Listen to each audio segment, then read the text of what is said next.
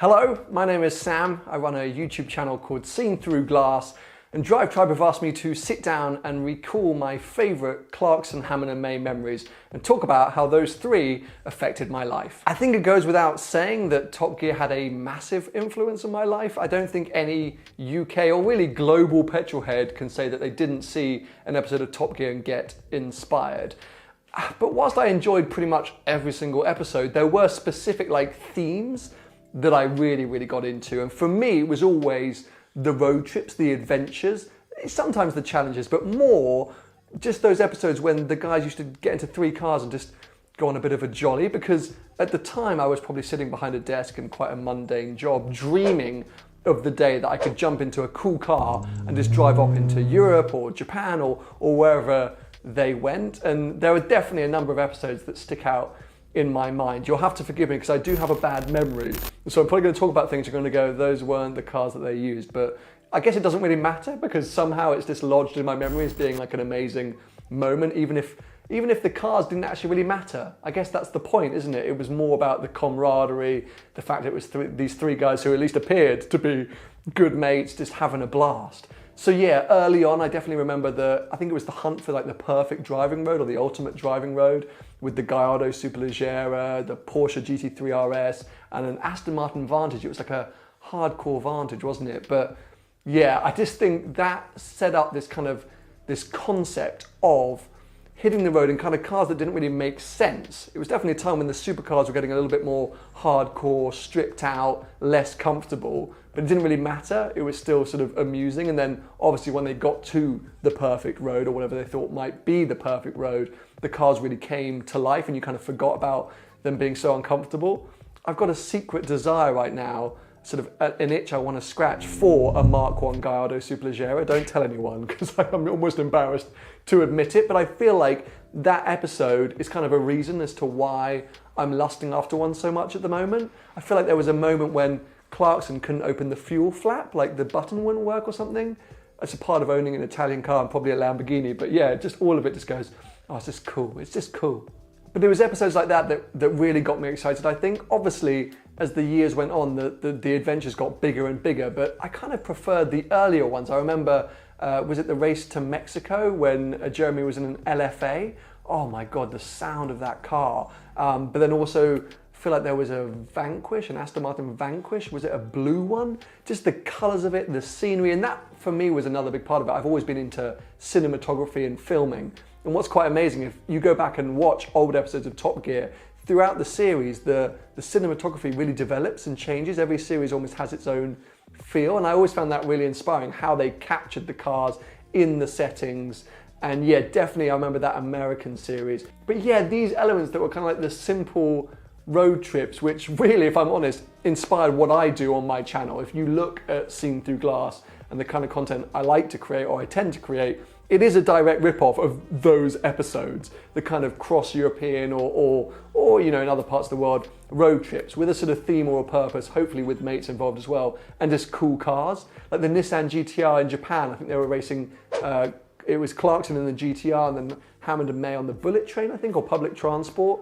And I remember there was something with the speed cameras and Clarkson would hold a mask up to his face.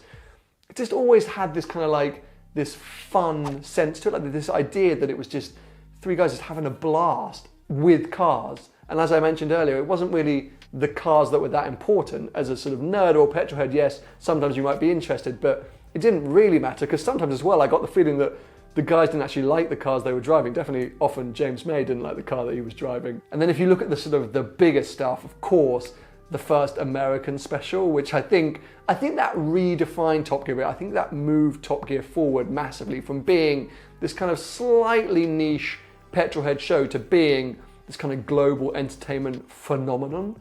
Because again, the cars were really unimportant there because they were so just cheap bangers, and it really relied on Clarkson, Hammond and May and their chemistry.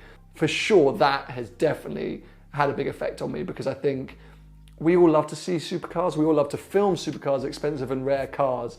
But for example, a couple of years ago, I did something on my channel with a £1,000 Volvo, and the views and the engagement probably were as good as some of the supercar stuff I did because it's doing silly, fun things. And I don't think that would have been possible without Top Gear kind of reminding us that you can go out and have fun you know, with cheap cars. But for sure, the banter, the camaraderie, the relationship between the three was definitely, I think, the glue for the show. And it's been interesting to see how things have developed. Obviously the Grand Tour, but Top Gear still remains, still exists, a very different show. But I think it took them a while to figure out how to replace that kind of that trio, because it's such a hard thing to do. And you know, I'm lucky I get to work with a lot of other YouTubers, and there's a bit of a clique, at least a supercar YouTuber clique here in the UK, and we all know each other and we all get on. And when I first started, I really wanted us to collaborate more, because that wasn't really happening when I turned up on the scene, and it was happening in lots of other areas of YouTube. And obviously being so inspired by Clarkson, Hammond and May, I was like, we got to do this more. I need to be able to interact with people. I can't just run the channel by myself. I'm not interesting enough. Like, I need other people to bounce off and have humor with and connect with. And so we've tried to do that so many times. And I think some of the most popular stuff we've done as supercar YouTubers, and I'm kind of talking for other people now, but some of the most exciting stuff we've done, or things that people recollect, are those trips we've done all together, those road trips, those adventures to Monaco or through Europe, because I think people get a slight hint of old school Clarkson, Hammond and May. And obviously now that is still available on the Grand Tour, but it is different. And I think people want to hark back to the glory days. So yeah, it's funny to think about, and trying to recall like my highlights and my memories has been difficult. As I said, firstly, my memory is bad, but also it kind of all blends into one. Like, I'm never quite sure which episode is which and what car was used where. And I like to obviously go back and watch old episodes to remind myself, because hey, it's still enjoyable. But it speaks volumes for the show in general, that it just, in my mind, it's just the greatest thing ever, right? But for sure, it was those moments that stand out to me. The 612 Scaglietti race to the ski resort, the Bugatti Veyron against Hammond and May in the plane, the SLR to, was it Oslo? Those initial early challenges were just absolutely epic. And for sure, I've tried to copy those. Hopefully put my own spin on it. That's the thing. I mean, I often describe my channel as a bad rip-off of old Top Gear, but fingers crossed, it feels like my own kind of content. It's not just simply a rip-off. I'm not trying to nick those exact ideas, I'm trying to come up with my own spin, my own formula, my own version of it. But yeah, no matter what, I think fundamentally, Clarkson, Hammond and May had a big influence on my life. I'd be super interested to hear your guys' thoughts. Like, what are your standout memories? Are you like me, where it all kind of blends into one, or do you have specific favorite episodes that you go back and watch over and over again? I have to say thank you to Drive Tribe for asking me to sit down and do this exercise. It's making me feel a little bit nostalgic. I think I'm now going to go and find some old episodes that I can watch, and then as soon as this lockdown situation is over, get out and create some more episodes of my own. Thanks for watching.